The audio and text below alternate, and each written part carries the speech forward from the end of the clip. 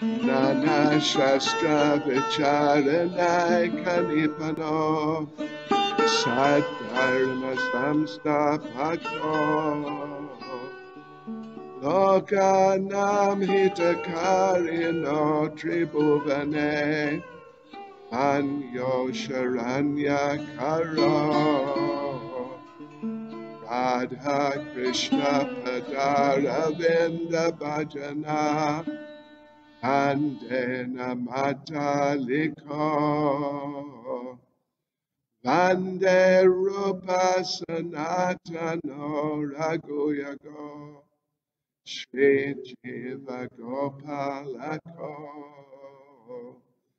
Vande Rupa Sanatano Raguyago Shri Jiva Gopalako. Translation.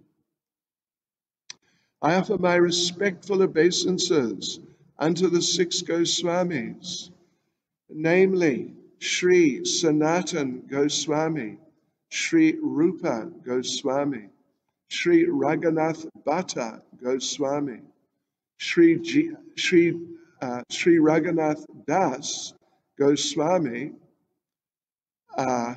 Sri Jiva Goswami, and Sri Gopal Bhatta Goswami, who are very expert in scrutinizingly studying all the revealed scriptures with the aim of establishing eternal religious principles for the benefit of all human beings. Thus, they're honored all over the three worlds, and they're worth taking shelter of because they're absorbed in the mood of the gopis and are engaged in the transcendental loving service of Radha and Krishna. Nama Om Vishnupadaya Krishna Prestaya Bhutale Shrimati Bhakti Vedanta Swaminiti Namane Namaste Saraswati Deve Gauravani Pracharane Nirvishesha Shunyavadi Pastyachadeshatarane Sri Krishna Chaitanya Prabhu Nityananda Sri Advaita Gadadha Shivas Adi Gaura Bhakta Vrinda Hare Krishna Krishna Krishna Hare Hare Hare Rama Rama Rama Hare Hare Vanchakalpatarubhyascha kripa sindhubhya evacha patitanam pavanebhyo Vaishnavebhyo namo namaha. Vaishnavebhyo namo namaha.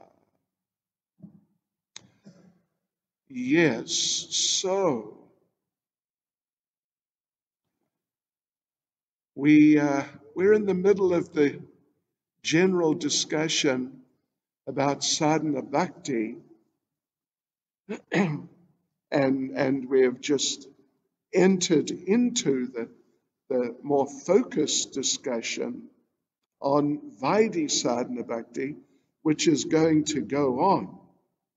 It's going to go on till the end of chapter 14. Oh yes, so there's plenty to be said about Vaidhi sadhana bhakti. So yes, we just started getting into it. And we noted how Srila Prabhupada emphasized the importance of following the rules and regulations. When you are doing devotional service according to the rules and regulations, you should follow the rules and regulations. Yes, of course there can be such a thing as overdoing it. Yes, and just becoming too rigid. But still, one really does need to be mindful of the rules and regulations. And particularly, one has to be careful not to break any of them.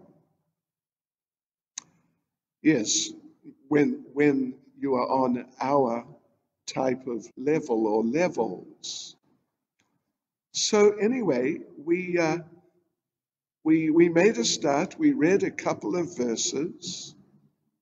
One was uh, a question from Maharaj Parikshit to Shukadev Goswami,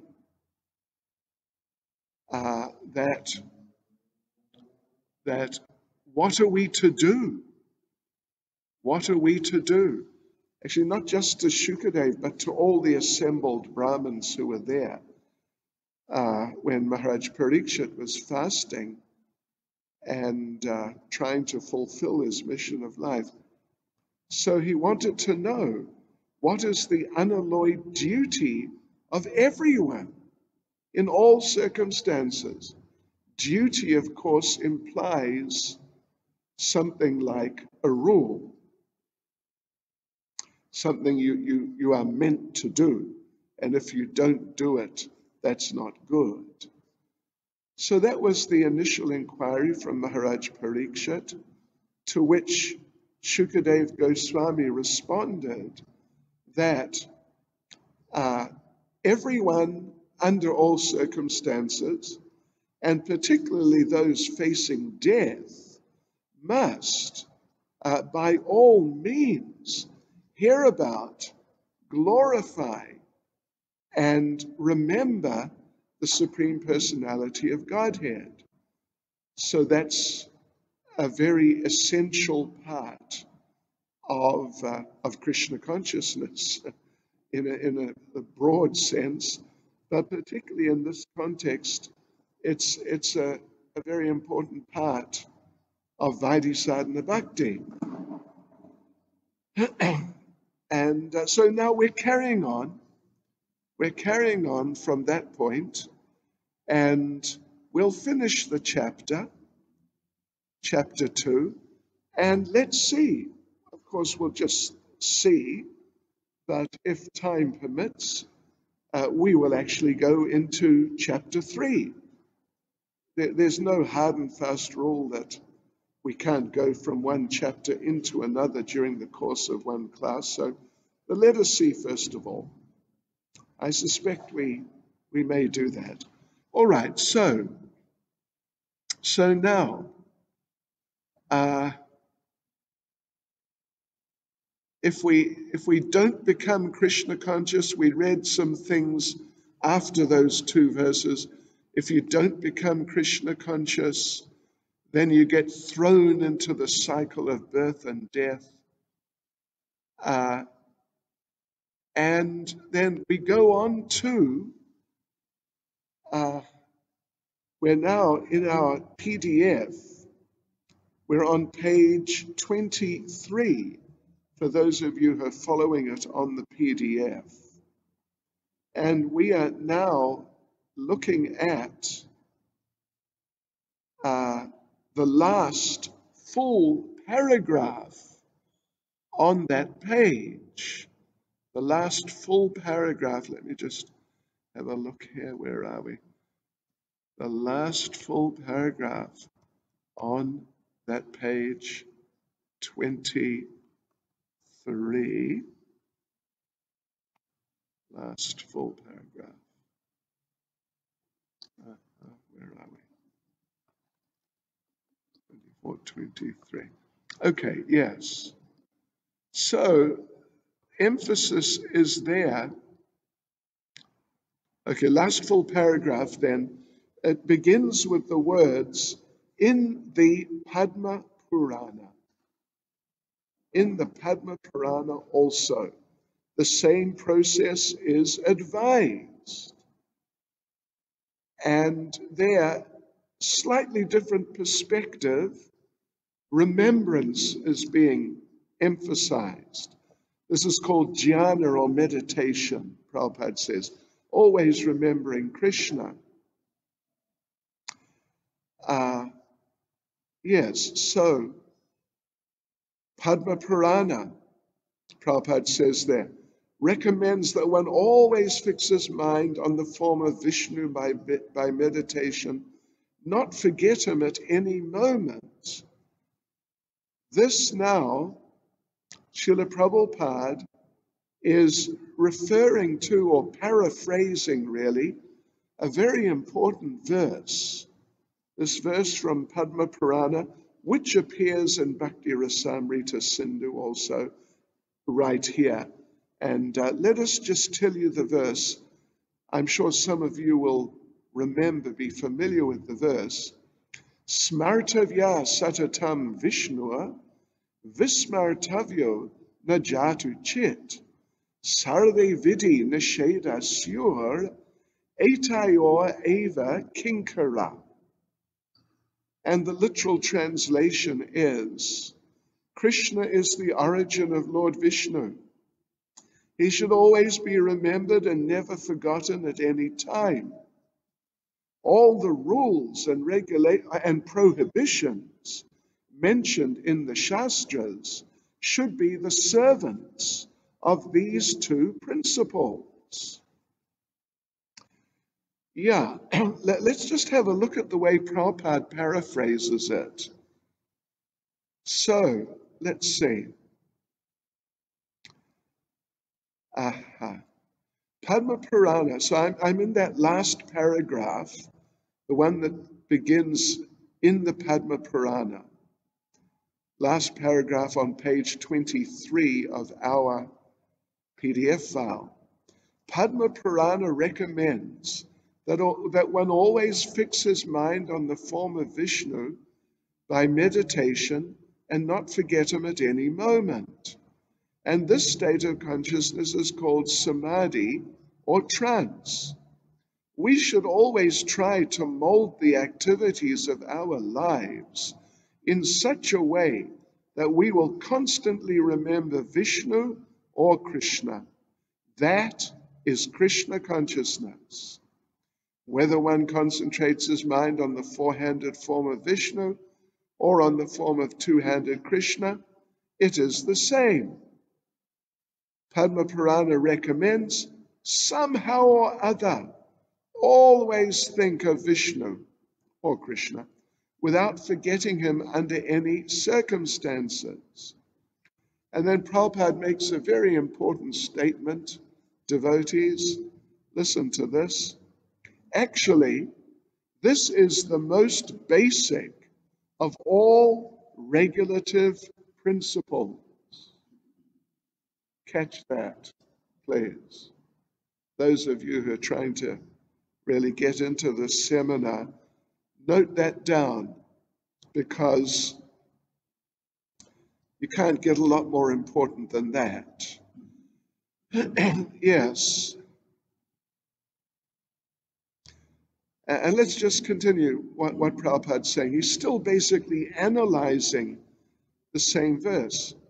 So it's the most basic of all regulative principles, because when there's an order from a superior about doing something, there is simultaneously a prohibition.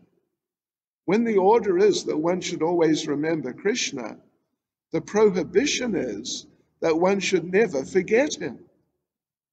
Within this simple order and prohibition, all regulative principles are found complete.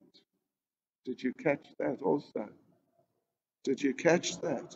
In Zoom land, Punyale, Instagram, Punyatna, and Facebook land and anywhere else where you're tuned in. That, let me just repeat that sentence.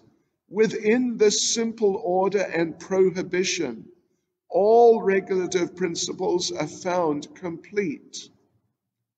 So in other words, this, when we talk about Vaidhi Sadhana Bhakti, the practice of devotional service, according to the rules and regulations given by the spiritual master and given by scripture and the previous acharyas like that, then when we talk about the whole process, which is all, as we've said many times now, is all revolving around rules and regulations in one way or another. This is the main rule. This is the main rule in Vaidhi Sadhana Bhakti. That you always remember Krishna, you never forget him, and whatever it takes to fulfill that, you just make sure you do it. I remember when I was a very new devotee, it was like I'd been living in the temple not more than 2 to 3 weeks. A new boy, almost 50 years ago, almost 48 years ago. Anyway, whatever, something like that. And I got the opportunity to drive, because I had been a fanatical driver before. I got the opportunity to drive one very senior devotee, Hari Vilas Prabhu, from central London, where our temple was, down to the docks in Dover, because he was based in France, so he was going to take a boat across the English Channel and then somehow get back to Paris. So I drove him, and it takes 2 or 3 hours or something, I forget, but a few hours it takes to get down to the coast. And he preached to me non-stop. That's Hari Vilas. He preaches non-stop. I was with him a couple of years ago. We drove from the Govardhan Eco Village to the airport in Mumbai, and he preached to me non-stop. And there were a few others there also, like a couple of others, I suppose. And he preached to us non-stop. So one thing he said, which really struck me, and I remember it to this day, and I do mention it from time to time, so you may have heard me say it, is that he told me, we started talking about the rules and regulations and how do I find the rules and regulations and that sort of thing. And he said, well, I said, yeah, well, it's intense. He said, well, actually, there's only one rule, really. And he quoted this verse. You always remember Krishna, and you never forget Krishna. And that's it. And I thought, really? That's good. I like that. It's not so intense. But after a little while, I found that it wasn't so easy to do that. Just always remember Krishna. Just never forget him. It's just not so easy. And therefore this verse says here, Sarve vidhi nishedasur, all the vidhis, all the rules, and nished, all the prohibitions, etayor eva kinkara.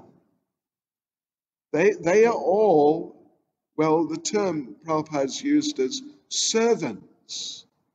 Kinkara, it means servant, it's true, but it's an intimate type of servant.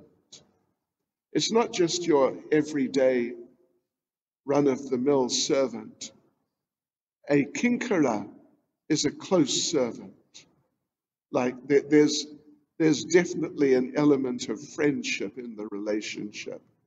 It's not just the master to the boss to the servant. There's an element of intimacy. So like that, all the other rules and prohibitions, do this, don't do that, there's many. We're going to read through all of them shortly in a few days or so. So they're all intimate servants of these two, always remembering Krishna and never forgetting him. Two, or you could say just one. Yeah. And they're all servants, intimate, close servants, because they're supporting and assisting and, like balancing things out. And they play a very important part in this whole program of always remembering Krishna, or trying to always remember Krishna and trying not to forget him. So anyway, remember that. Remember that. That's important. And so we go down to the next paragraph. It's the second paragraph on this page, which is, what is it now? It is whatever it is. It is page 24. We're on page 24 now of our PDF. So it is the second paragraph, and it begins, "This regulative principle is applicable to all varnas and ashrams." Yes. So, this regulative principle of always remembering Krishna and never forgetting Krishna as like the essence of Vaidhi sadhana bhakti, or, obviously in a sense it's the essence of just Krishna consciousness. We don't want to progress in Krishna unconsciousness. Krishna consciousness, being conscious of Krishna, can only be there if we're remembering Krishna and not forgetting him. If we're not remembering him but we're forgetting him, then how can we say we're in Krishna consciousness? Anyway, at least, in a sort of, if we examine things carefully, it's like that. So now, what's going to happen now? Let me just tell you what's going to happen now. From here until the end, then what is going to happen is there's going to be a discussion on basically on Varnashram as a context, as a type of a context. I wouldn't even say just simply as a context, but as to some degree, in some important ways, a context for the practice and development of Krishna consciousness.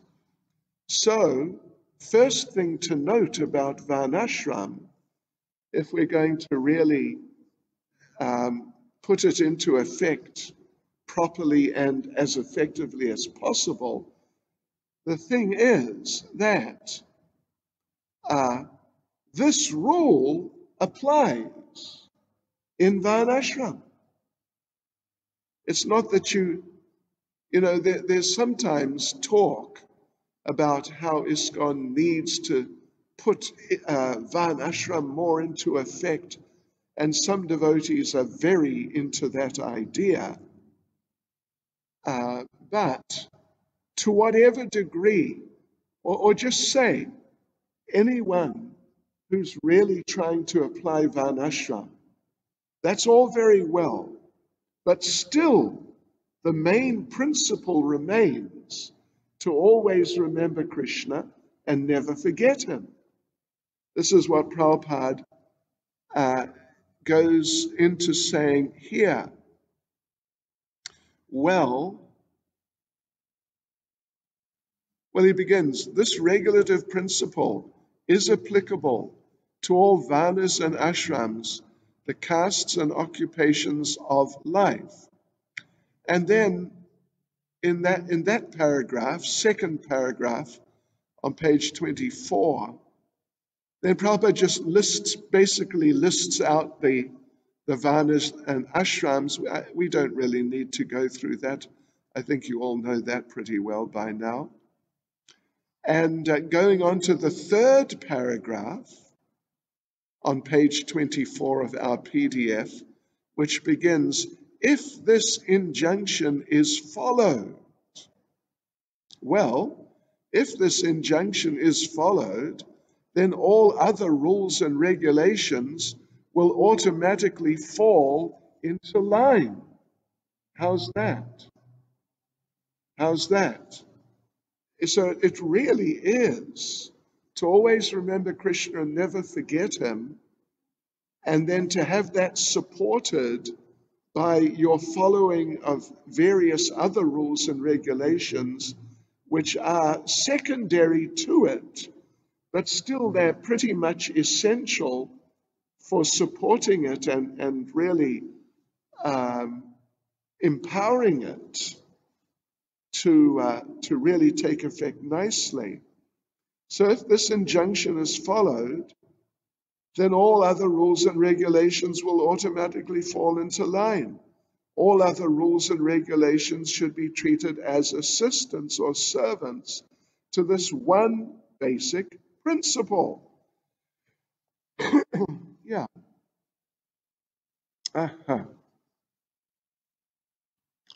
So, yes, one point I'd like to make, this whole subject of Varnashram, and specifically Varnashram and ISKCON, it's not an easy subject. It's been debated by numerous, including some of the most senior, most Krishna conscious and most intelligent devotees for years and years. But you couldn't say that the whole discussion has really come to like a united, conclusive conclusion. There are different schools of thought here and there. Yeah, and certainly, I mean, other than the very simple context in which Prabhupada applied Varnashram himself within ISKCON, other than that, there's not been a lot of development of Varnashram in ISKCON for not much, at least, other than in certain places where you got some people who are really, they're really enthusiastic about it. So, but here's an important and interesting point. In Chaitanya Charitamrita, Lord Chaitanya talks about two types of Varnashram. One is called Daivi Varnashram, Daivi meaning divine, or coming from God. He's the Deva, and this is the Daiva. So it's all under him. Daivi Varnashram, godly, Krishna conscious Varnashram. And then there's another form of Varnashram, which is Asuri Varnashram, which of course means demoniac, or just say plain materialistic, which of course ultimately ends up being demoniac. And in many ways, they look the same.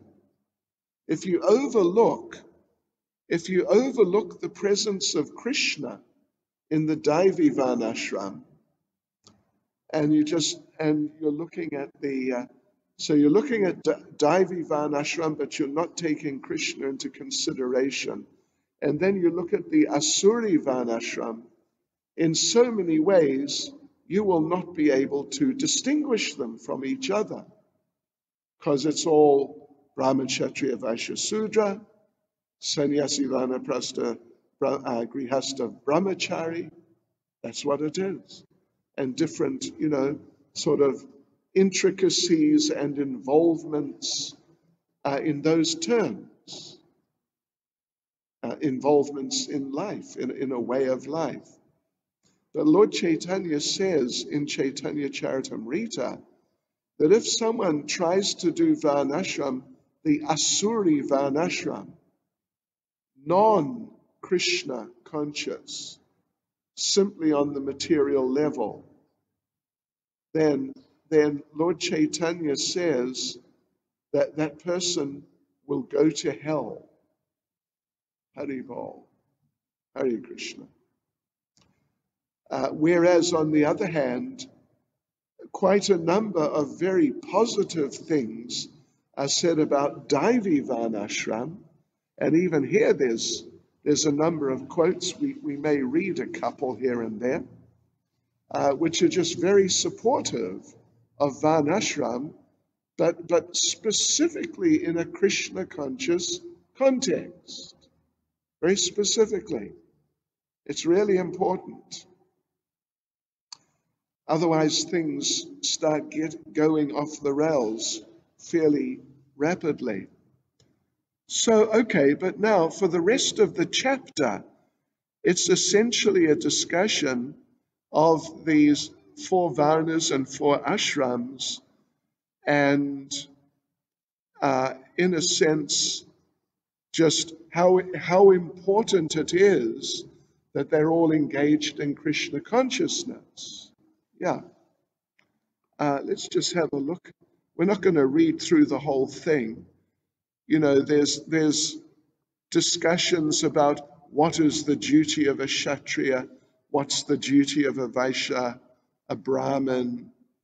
I'm just going to take it that you all know these things well enough already.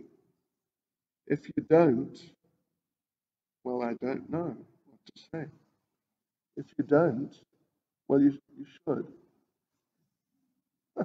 You better, or something. But you should. To be taking this course, this seminar, you should know enough about Krishna consciousness to be clear.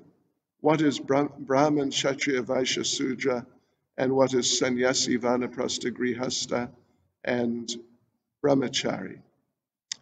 All right, so they're different, basically, pretty much, maybe not exactly, but it's pretty much in each paragraph, there is a verse about the importance of Varnashram. Yeah, about the importance of Varnashram. And in the context of Krishna consciousness. So, let's see. Prabhupada, there's the last paragraph, the very last paragraph on page 24. Before we hit page 25, is that so all these different activities have to go on, the 4 social orders and spiritual orders. The target of these activities, however, is always the Supreme Personality of Godhead. So whether one's Brahman, Sudra, one has to satisfy the Supreme Lord by one's activities.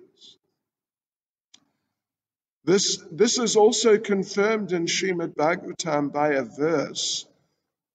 No number is given, but by a verse which reads, everyone must be engaged in his particular duty, but the perfection of such work should be tested by how far the Lord is satisfied with such activities. Let's go on to the next paragraph, and what should we do? Well, the duties of a Brahmin are described there. First paragraph on page 25 of our PDF. For example, a Brahmin who is born out of the head of the Lord has as his business to preach the transcendental Vedic sounds or Shabda Brahma. Yes. And, oh, look at this. He also has to eat on behalf of the Supreme Lord. Oh, and he volunteers to become a Brahmin. Oh, but it's not, however, that the Brahmin should simply eat on behalf of the Lord and not preach the message of Bhagavad Gita to the world. Yeah. And then the Kshatriya is described next paragraph, second paragraph on that page. Then the Vaishyas, they should produce agricultural products, trade them, distribute them. Then there's the Sudras, and it's all going on like this. Cooperating together under the Supreme Personality of Godhead. Then, going on slightly, another paragraph, let's see. Lord Sri Krishna instructed Uddhava, Prabhupada's paraphrasing a verse here, that by following the injunctions of the social and spiritual orders of human society, one can satisfy the Supreme Personality of Godhead, and as a result of such satisfaction, the whole society gets all the necessities of life amply and without difficulty. Yes.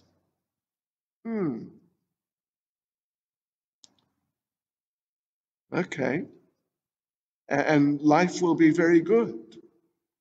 Prabhupada says the whole world will be turned into Vaikuntha, even without being transferred to the kingdom of God.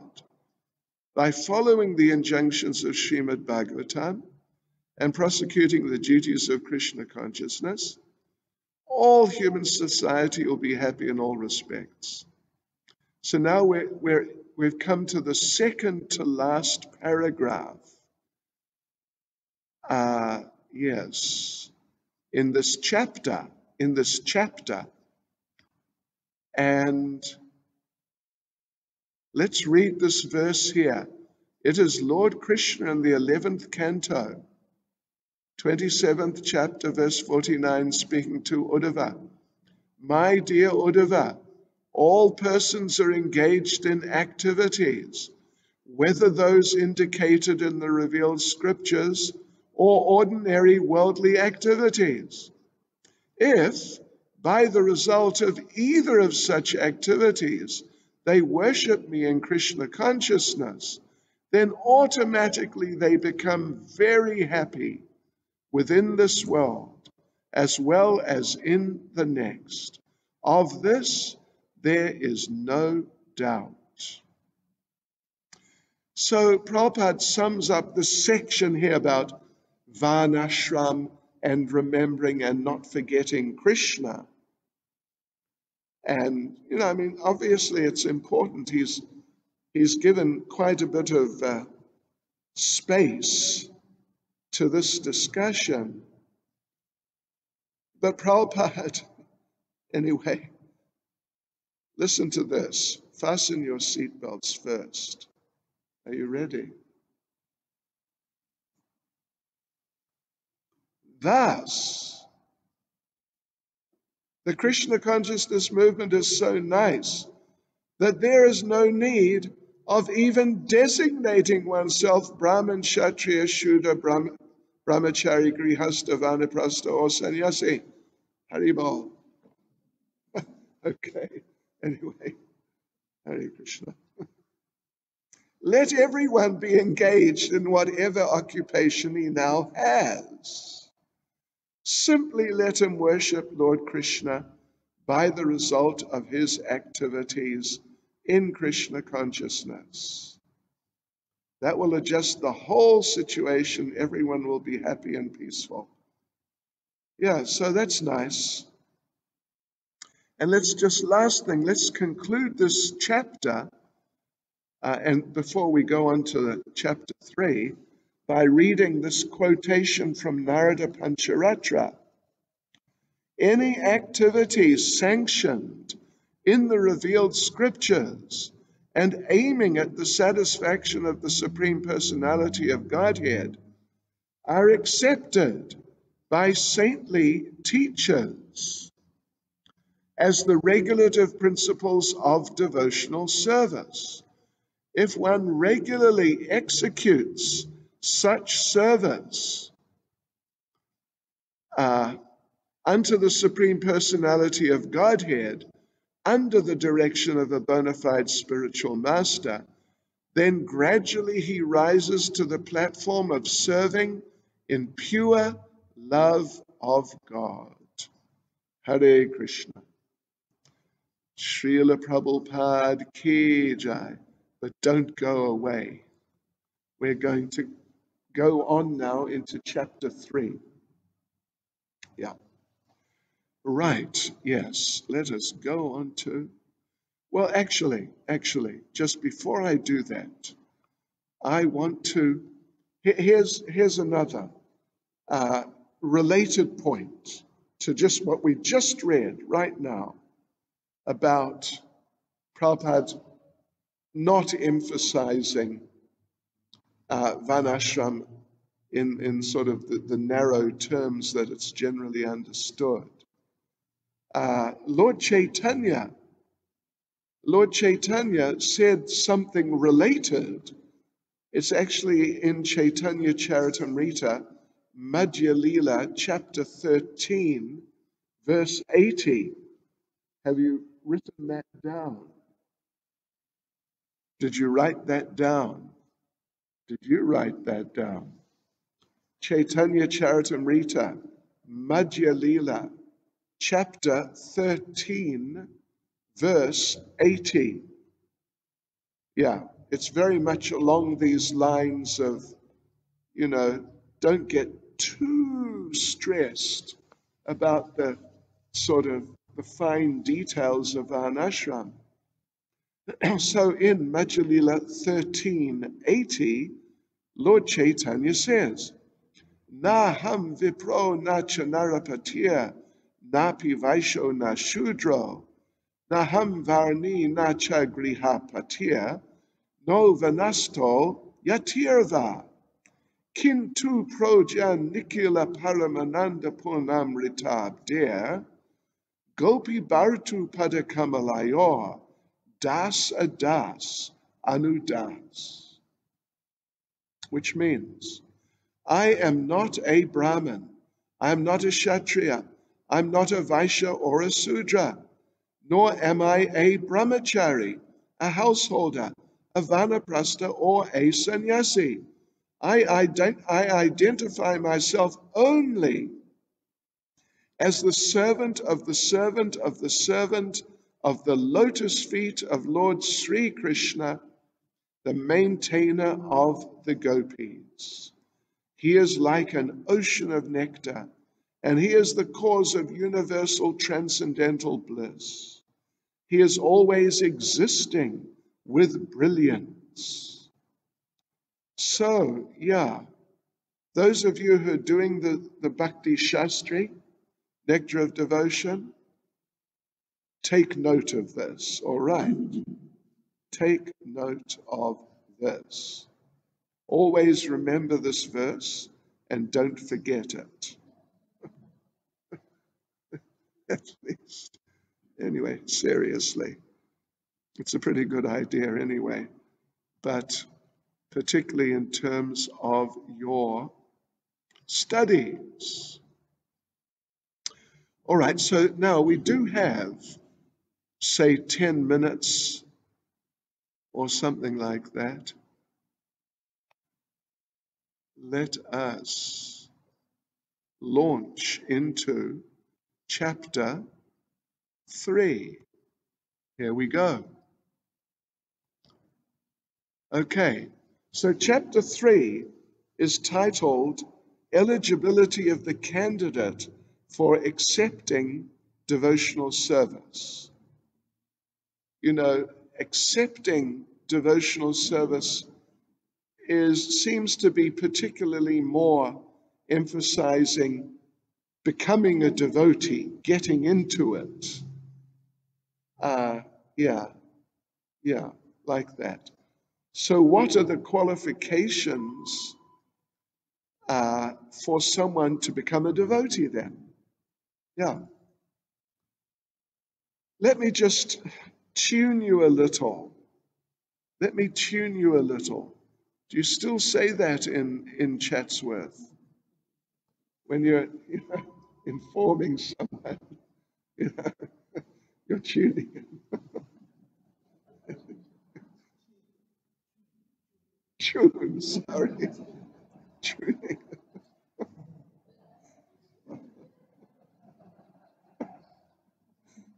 Excuse me. Простите меня, пожалуйста. There are 4 main sections in this chapter. Let us just point out what they are. We'll repeat them where are we? On Monday night, yeah. So, the first point is, how does someone receive devotional service? How does someone become a devotee from not being a devotee, just being an ordinary conditioned person in material life? Okay, that's point number 1. We will have a look at it maybe for a few minutes just now. Then second section is that generally speaking, there are 3 levels of devotees. 3 levels of devotees who have 3 levels, you could say, of eligibility in devotional service. Eligibility either to become, or if not to become, but eligibility to progress in certain specific ways in devotional service, depending on the level. So that's very important. And fourth, where am I? No, sorry. So number 2 was 3 levels of devotees. Number 1 is how do you get devotional service? 2 is there are 3 levels of devotees in terms of eligibility. 3 is an elaborate description of 4 types of beginners.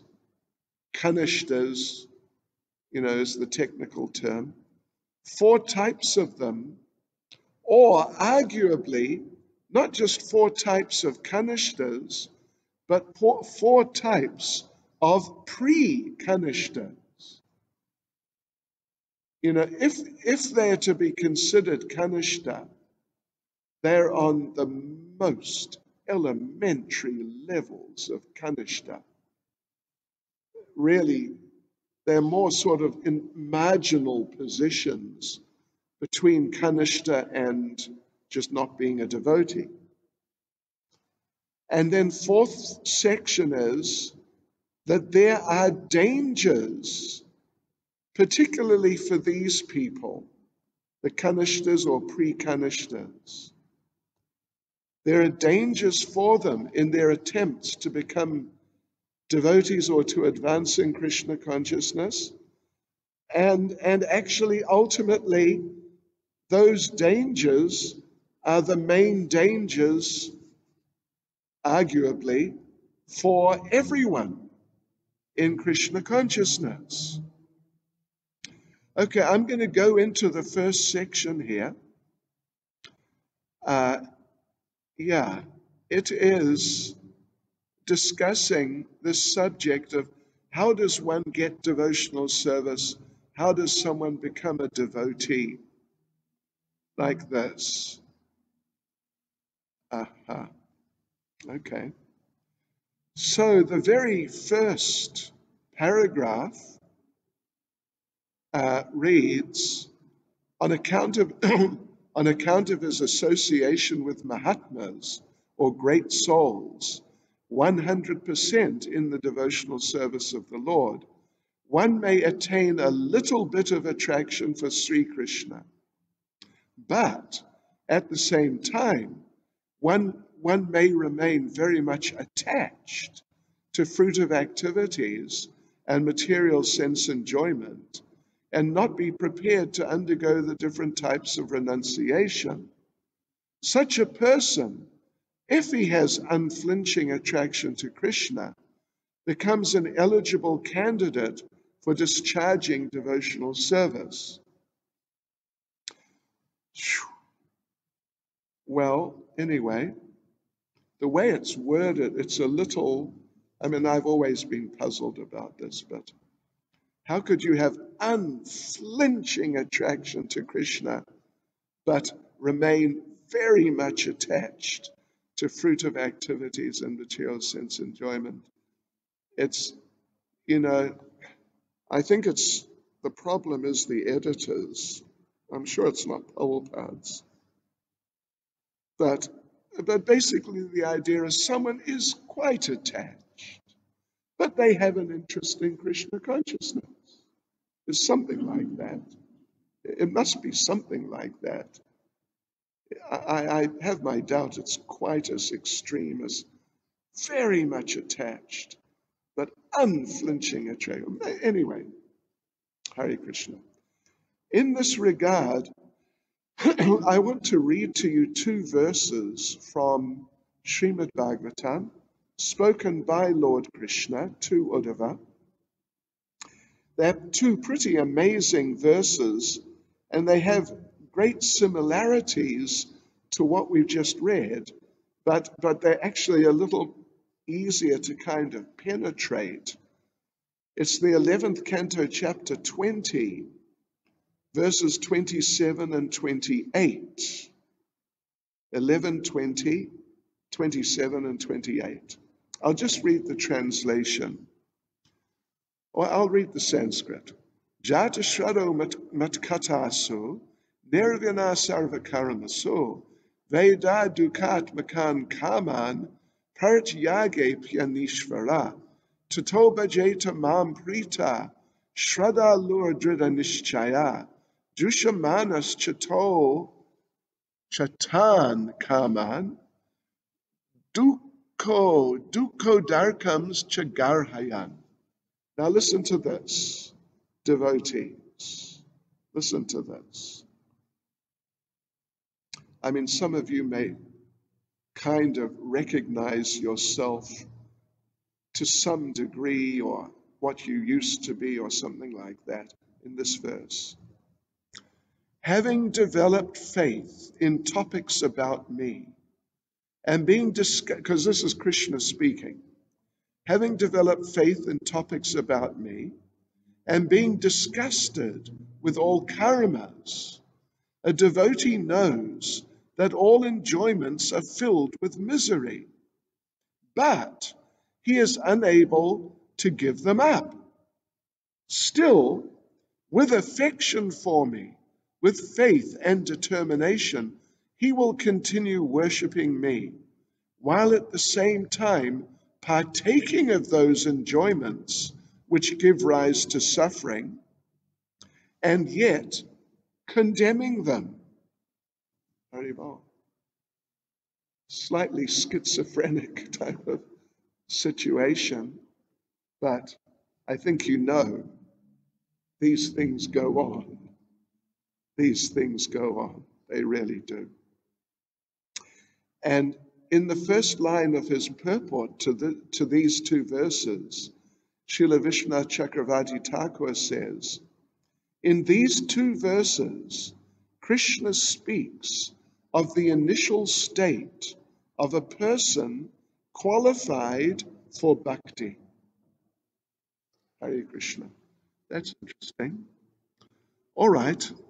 Now, we have not, and we're not going to be able to complete this whole section, and it's so important that I do want to go back to it on Monday evening.